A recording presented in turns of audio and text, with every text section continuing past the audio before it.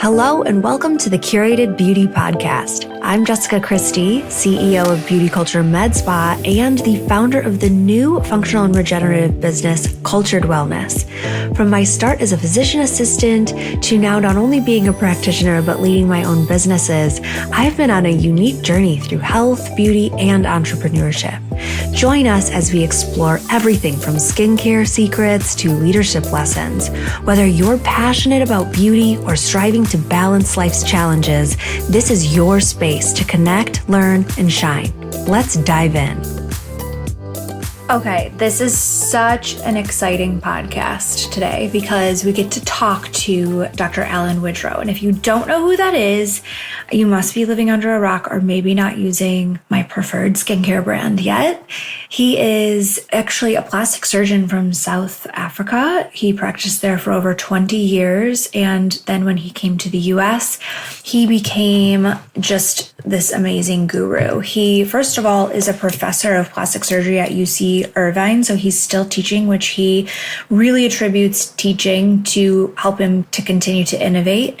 He also is the chief medical officer and science officer for Alastin and now Galderma, and he's just a national and international thought leader in the space of actually tissue and wound healing, skincare.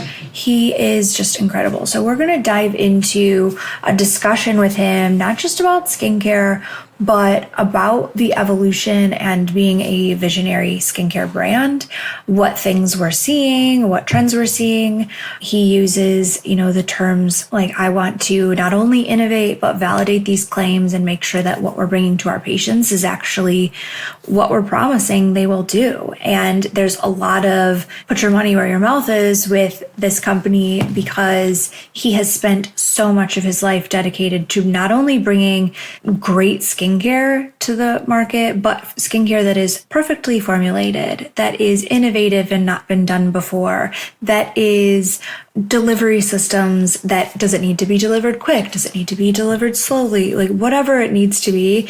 I can tell you as a consumer, and I mentioned this in the podcast with him, there is not one product that I can really critique and say, I wish it was like this. So I'll tell you, Beauty Culture is going to be 5 in July. Beauty Culture is my medical aesthetics practice. It was supposed to be this small little business that I was doing on my own. I brought one employee with me and, we were like, let's do injectables. Let's offer some lasers, like just keep it nice and small. And it really expanded. And it expanded because we've continued to be really clear about our core values and who's on our team. We are really clear about strategic partnership and making sure that we're aligned, which is where Alastin comes into play. And then also we are clear about what kind of patients we're trying to attract. We want patients that journey through things with us and really consider us their one-stop shop so that we really have prescriptive authority over what they're doing in terms of their medical aesthetics journey. And now with our functional medicine business, that part of their health as well. And they appreciate that. And we've really honed in on how can we make a bigger impact. So when I think back to the very beginning of Alastin being in my practice, it was just one procedure product, Skin Nectar, the birth of baby Skin Nectar, where we were in a space of starting to do these incredibly transformative non-surgical procedures, and we didn't really have anything to put on the patient after. And so recovery was harder. Patients maybe wouldn't do these procedures again, even if they got great results, because it was too much downtime and it hurt. And so Dr. Widgerow really came to the forefront of medical grade skincare to really lay claim to the pre-procedure importance of a treatment. And with TriHex technology, we were able to really clear out the extracellular matrix of all of the gummed up collagen, elastin, senescent cells, just stuff that was dead and sitting there and didn't serve us. And so we really were able to appreciate the fact that, first of all, prepped and ready skin yields better results, but also it's less uncomfortable, less healing time, less social downtime, time out of their calendars. And they were willing to weather through these treatments more frequently so that we can ultimately get them to their goals. This is an amazing means to an end that people actually have really embraced.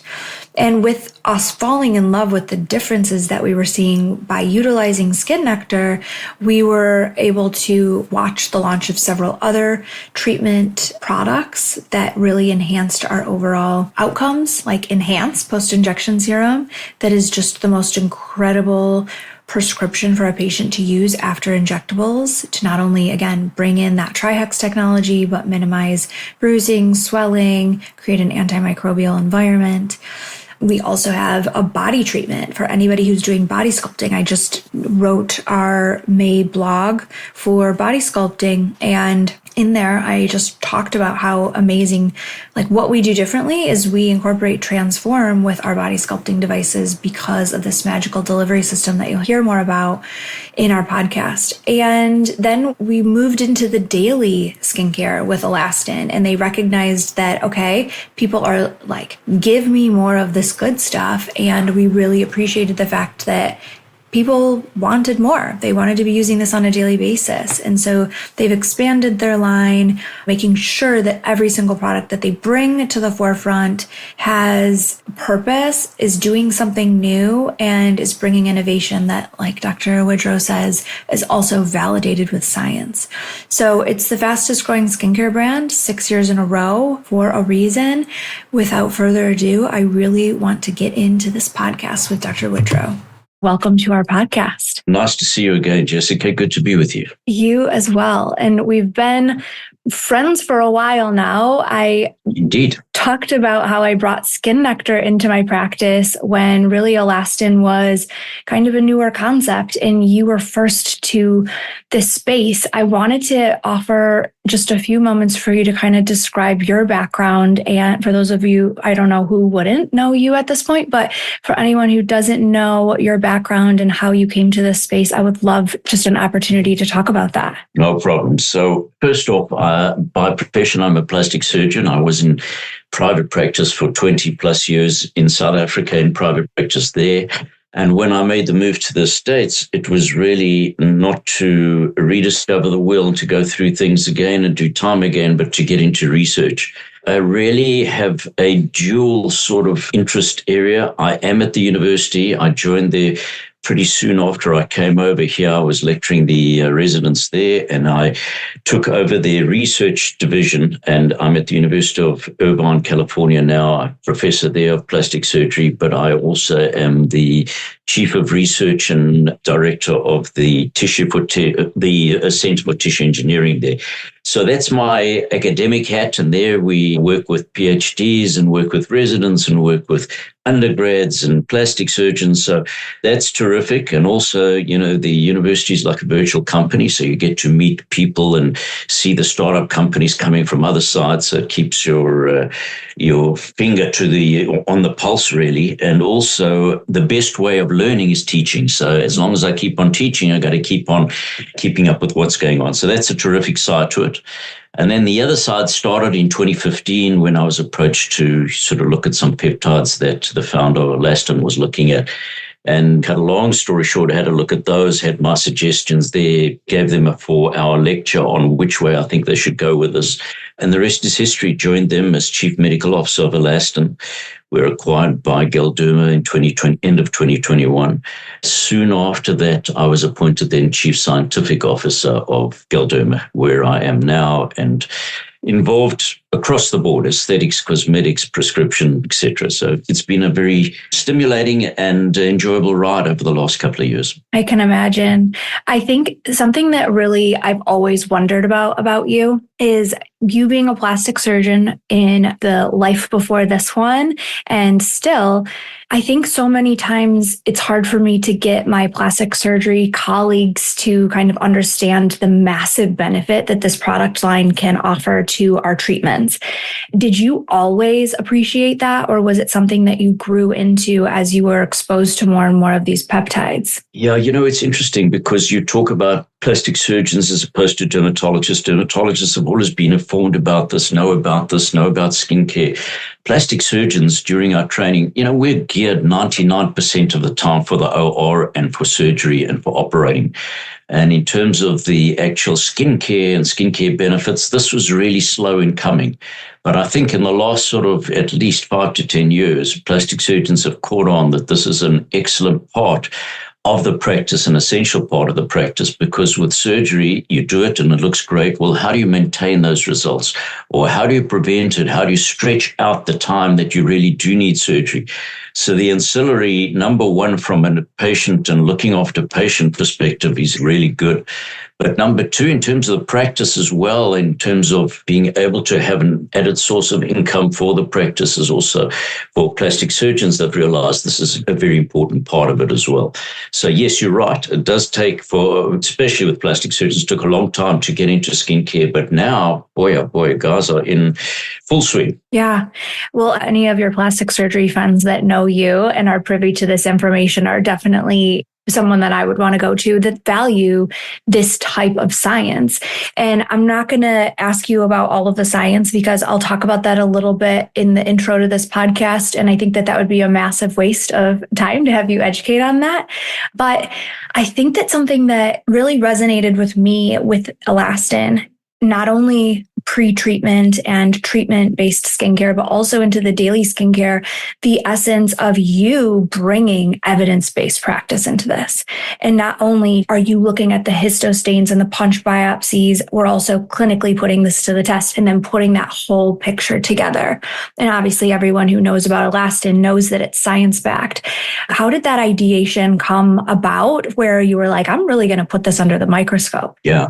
I mean, there are two things about this. Firstly, when you talk about any R&D, it's a mixture of innovation and validation. And the one without the other is a waste of time. So you can have great concepts, you can innovate and think about new things coming in, but really the proof of that concept is that validation. And the validation that we do is extremely thorough, and we do it pretty much like pharmaceuticals. In other words, with drug discoveries, they go through gene expressions, they go through in vitro testing, which means testing different cell lines in the lab. They look at different effects of different compounds on these cell lines.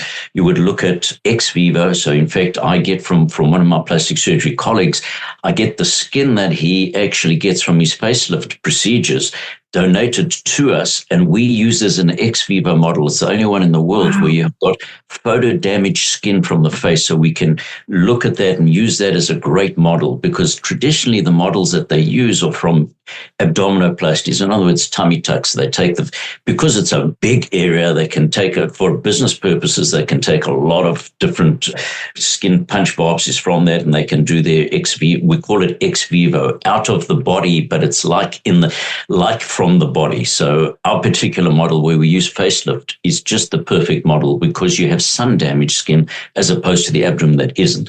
So innovation, validation, really important.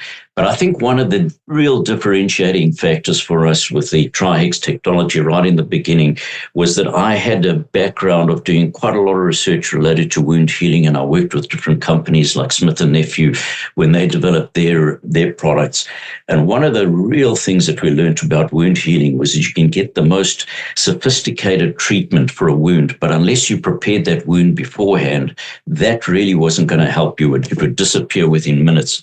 When I started looking at the whole skincare story and the procedures that we're doing, the one thing we're not doing, the skin is like a chronic wound. We're exposed to sun. We're exposed to a whole lot of things every day. The one thing we're not doing is really preparing the skin for that. So the first thing we have to do is define what goes on after years and years of exposure to the sun, to environmental pollutants, all this sort of thing. And really, we found that there were a lot of waste products that gathered. We had a breakdown of collagen, breakdown of elastin, we had circulating blood sugar, all sorts of things that affected the deeper layers of the skin.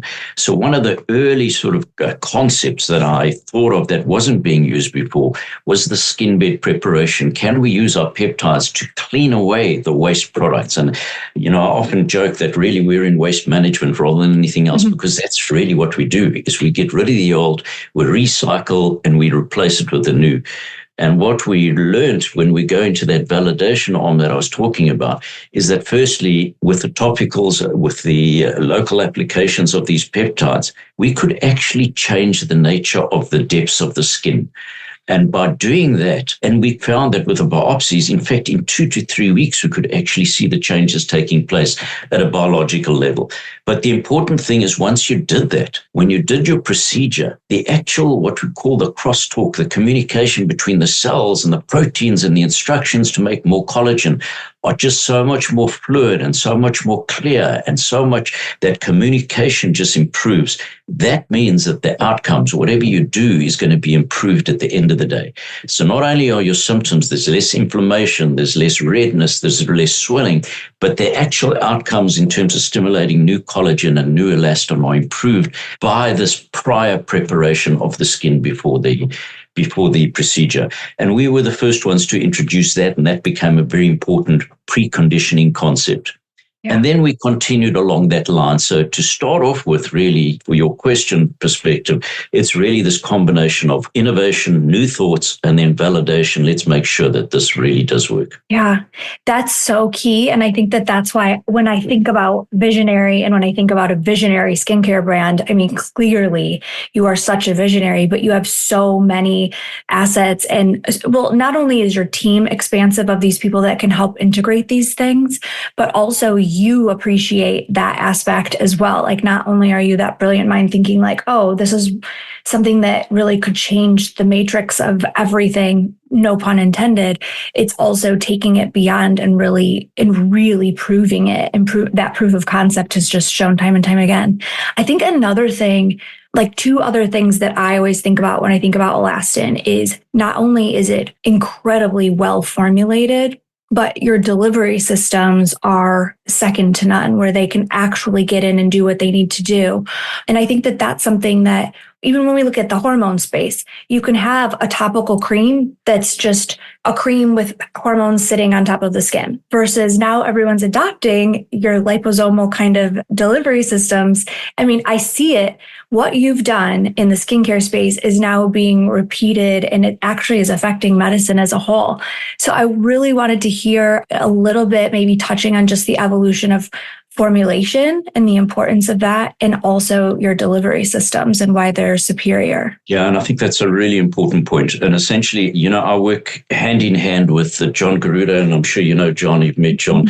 And John is a formulator extraordinary. He's been in the business for so long, developed so many important products down the line. But one of the real important and great things about this partnership is I can look at the science and I can do the innovation, but to create these beautiful formulations that are sophisticated and elegant, non-smelly, non-tacky, etc., from that perspective is amazing. But then from the other perspective of saying to John, okay, you know what, we've discovered this, for example, in our body product, that we can actually affect the fat. But now I need to get it down to the fat. And in fact, you know what? We can actually take a shortcut. If we can get it into the hair follicle, we can get there, but we have to design a liposome that's less than 350 nanometers. And within a week, John comes back and he says, I've got 185 nanometers. It will get straight down there.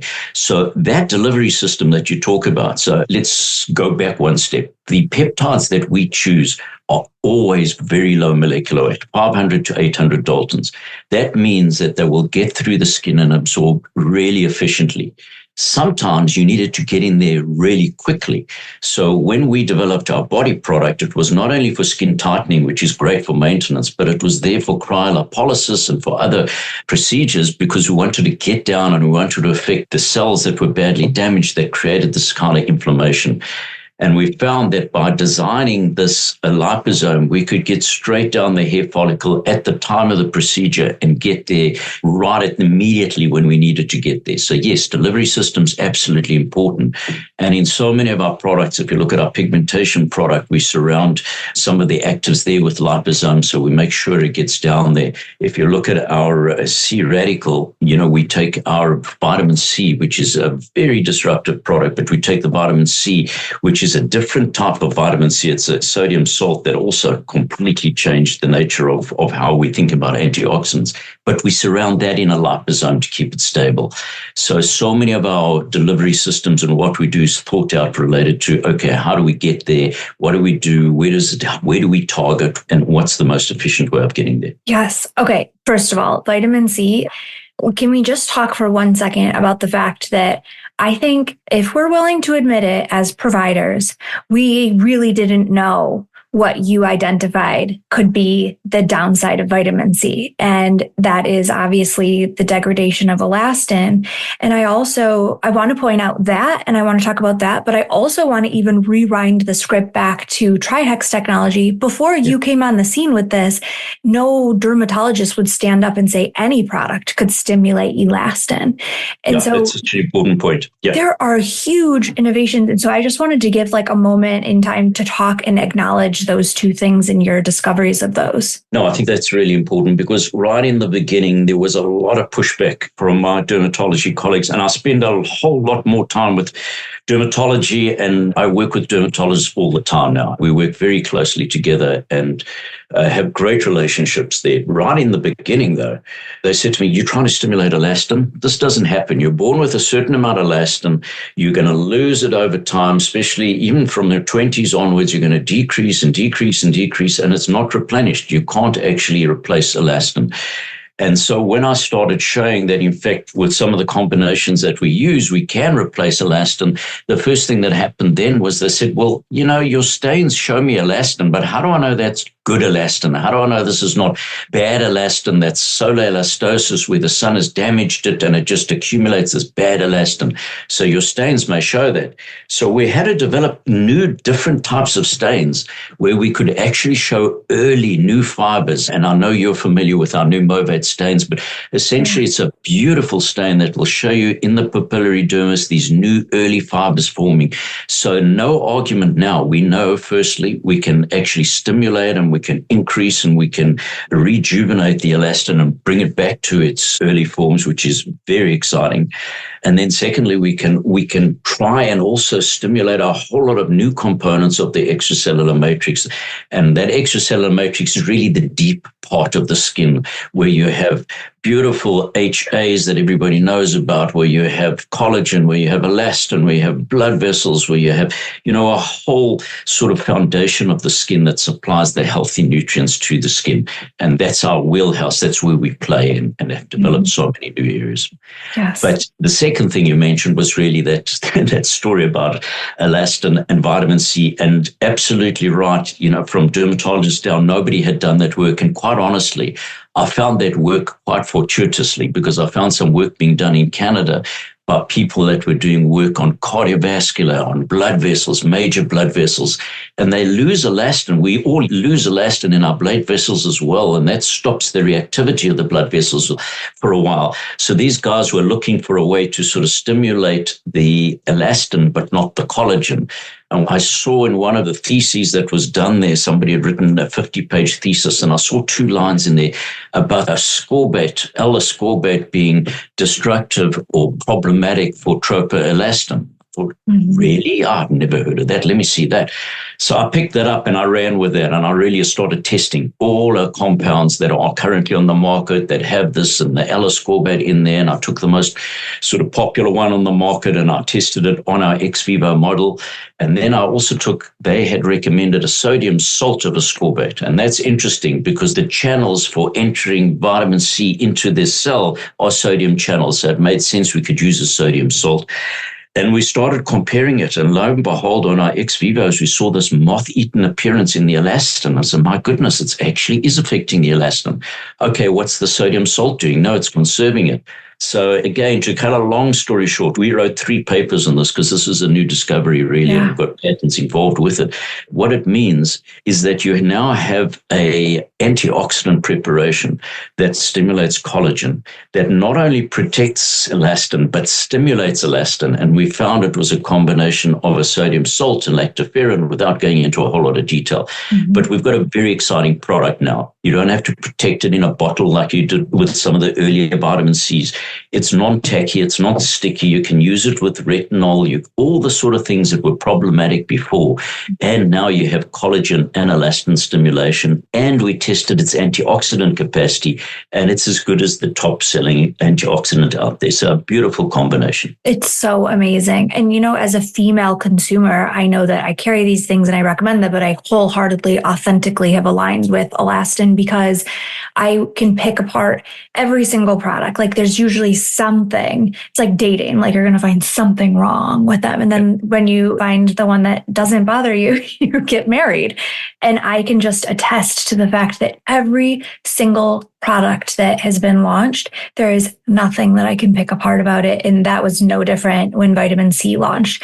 It makes your skin luminous. I remember you and I did a little roundtable at the launch of this, and you had gotten a procedure done that day. And you were like, even down to the fact that when you put it on your post-procedure skin, which I know it wasn't technically studied for, but I have loved the addition of that because I do a lot of lasers myself.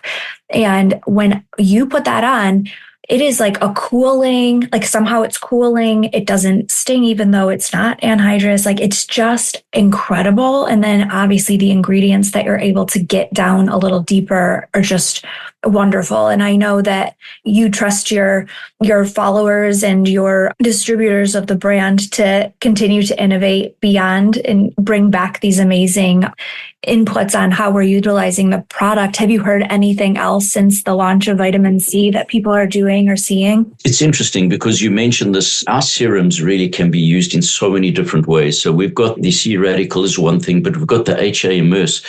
And the HA immerse, it's a cold application. It's incredible for redness. So when you're talking about RF microneedling and microneedling, beautiful combination with that. I know that Jordan Wang, one of the dermatologists in New York, is using it for a whole lot of his procedures, loves doing the combination, sometimes with nectar, but mostly using HA immerse on its own, with that. So for some of the smaller procedures, works beautifully from that perspective. And I think what you've touched on about burning and tingling, we were testing some of the new exosomes, and I'm sure you'll ask me about some of the exosome story and talk about delivery mechanism. That's the most exciting part of exosome for me, is the delivery mechanism. What really bothers me is what they're delivering in the cargo of the exosome now, and they're not understanding what is in there, and that is problematic. So the sourcing is different. There's mRNAs, DNAs, lipids, proteins. There's a whole lot of things that are geared towards different indications. Yes. And you can't just put them on there. But really what I'm getting at now is that when you have anything active that has to be mixed like these preparations, you have to have quite a bit of preservatives in there. And as soon as you have preservatives in there, it does one of two things. Firstly, we're trying to test it in the lab on that ex vivo model, and after 24 hours, the cells died. They actually couldn't take the preservatives. And secondly, we've now done split phases with using the TriHex on the one side and the exosome different preparations on the other. The burning, I'm not sure how patients are actually tolerating this, because the first lot, we took 5 patients, we had to take 2 off and stop them because the burning was really so bad. That's the preservative side of it. So the science is beautiful from exosomes and the science of the exosome delivery system.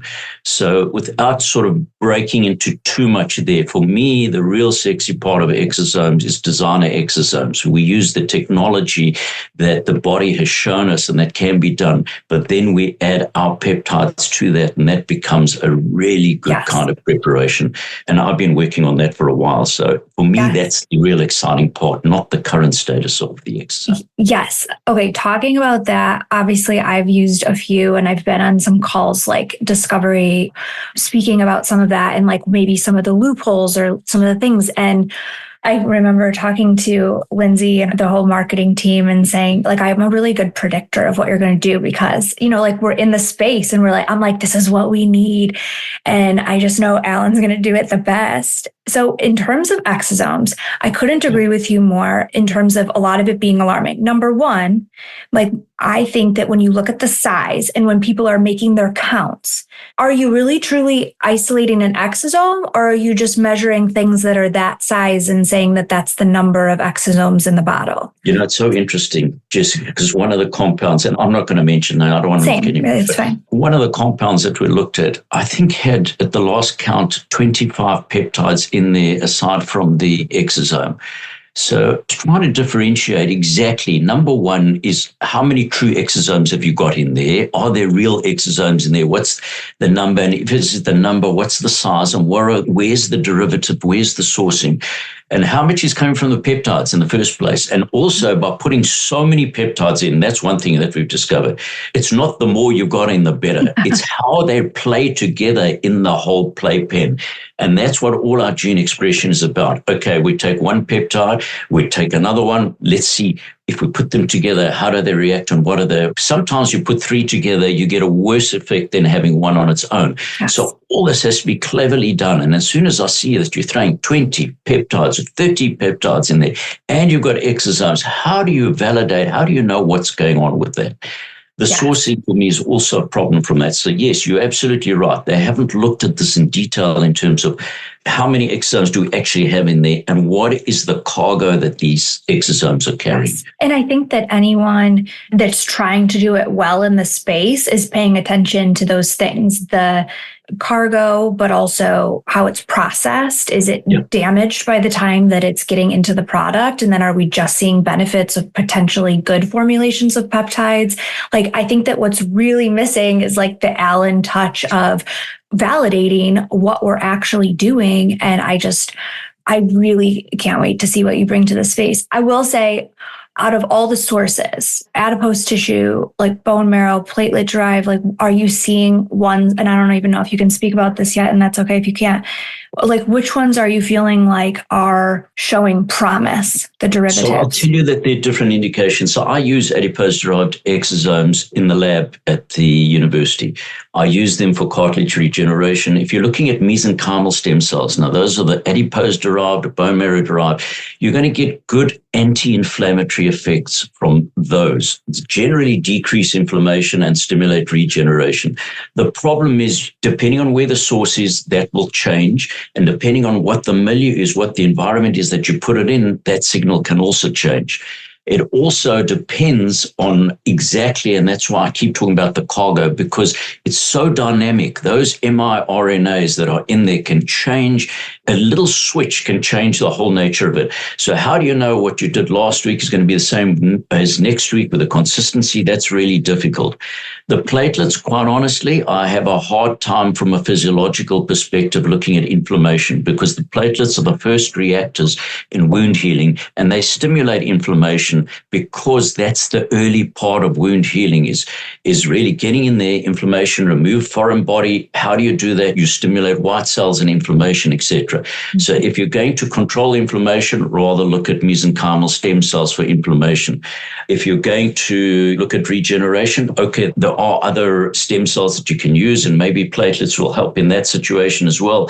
The problem is controlling and knowing what regeneration you're stimulating. Now you go to umbilical. Umbilical stem cells are geared for proliferation. Are you confidently going to tell me that you can say that nothing is going to happen, which is going to overpopulate cells? That becomes, I don't even want to talk about the terminology, but that's a cancerous terminology when you talk about real proliferation. So all I'm saying is, the exosome technology is wonderful. It's here to stay. There's no question about it. Right. But we have to understand how to use it, and use it in a way that is targeted and safe. And that's really important. And I think there are going to be major regulatory issues coming down the line with the way that it's being used now. And I think that there are things that we can learn from there. And we've been working on this for quite a while now, where there are exciting ways of using exosome technology as a delivery system. In other words, an exosome is geared to get inside the cell. Everything that we do at the moment with peptides is signaling, and everything we do, even with the growth factors, is signaling outside to tell the cell to do something. Well, what happens if we get this inside the cell now? And that's where the exciting part of exosomes is coming in, but as a delivery mechanism rather than using the cargo now, which is a pretty unknown entity. Yeah. And even talking about mesenchymal stem cells, there's so many different kinds. So you can have the pure bioethically sourced, taken from a certain part of the umbilical cord, not all along it. Is it tissue expanded? Then if it is tissue expanded, then the FDA is looking at it as a drug. And so it just gets so complex. And there's also government regulated websites where you have to be a registered lab with the FDA. And the reality is, because it's such an unregulated industry, there are so many companies out there that are just putting out their really salacious claims of healing, and they're not even current or registered with the FDA. And so therefore, we don't even know where these things are being sourced from, which is actually really scary. And the lay person thinking, I'm, in trouble and I need healing, we really can start to get into some really gray areas with ethics and how we're playing on people's emotions. And it's just really a game of marketing at that point, where people can really hijack the system and get into some trouble. So it is an interesting new field. But one thing that I can say, and what I shared with your team when we had those discovery discussions, is I know that you will create that infrastructure and create that standard for what it looks like to do this well. And that's something that I just really, obviously, we're chomping at the bit to get it, but we know that it will be so thoughtfully done and really change the game in terms of our skincare. So it's exciting. Just to add to that, I think that if you take it down to simplistic terms, I always say this, that we've got an unvalidated and unpredictable technology at the moment. And I'm so conscious of this because we spend so much time, we talked about this early, in terms of the validation.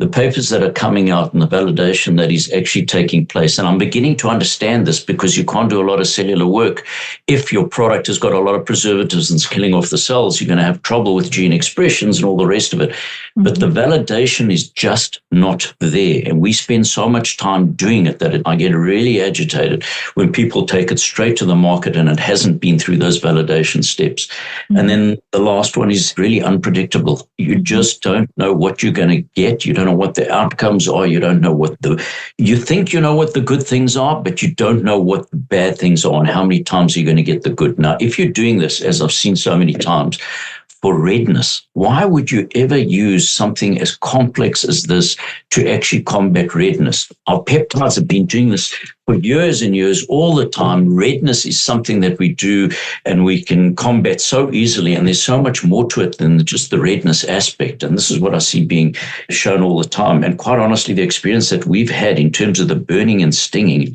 I'm not sure how effective this is going to be, even for redness like that. I totally know what you're talking about. And I'll ask you this one last question. What do you think about when, for example, platelet-derived exosomes? Do you believe that there's a proprietary way to sift off the non-inflammatory invoking what a platelet is designed to do? Do you believe that there are platelets that might not mitigate that inflammatory reaction? Or is there a way to even measure that? Yeah, I think it's really difficult to make that claim, number one. But number two, don't forget the sourcing here. This comes from blood banks. Mm-hmm. We're taking this from blood banks. We don't know the patient's age, then their status. There's a certain basic that you have to go through to donate blood. But further than that, you don't know. And then they're pooling them to try and really, get a neutralization across the board. Correct. But you don't know. You don't know what the status is. What, are they primed for inflammation or non-inflammation? And how do you sort of change that status that is going to... I've never seen that described for platelets. I've seen this described for some of the cytokines, and that's with small molecules. You can adapt it to go into a non-inflammatory versus an inflammatory. That's very complex work, but really to take something from a whole group of people and then pool it together and say, okay, now, it's just going to work in a non-inflammatory way. When they gear, this is what they're designed to do, is to create the first phase of inflammation, which is very necessary in wound healing. Right. But is it necessary when you're doing superficial procedures like this that don't, most of the things that we do heal within a day or two. This is not a chronic wound, and right. Even, the microneedling and the RF micro, these things are so quick in terms of healing that's not the issue. The issue is how comfortable is the patient? You're going to have to repeat it. So are they going to come back for the second time? And it's not the first application that's problematic, because often they have their local anesthetic cream on there. They can't feel the burning. We found it's the second one. When you put it on, I say, oh my God, this is really burning now, because they don't have the local anesthetic cream. So I think you're going to see a lot of that coming through the... Yeah. Well, I am so grateful for this conversation, and I'm so excited to see what comes down the pipeline with you guys and all the innovation that you continue to bring to the space. I hope that you're going to stay in this field for a long time because we need you.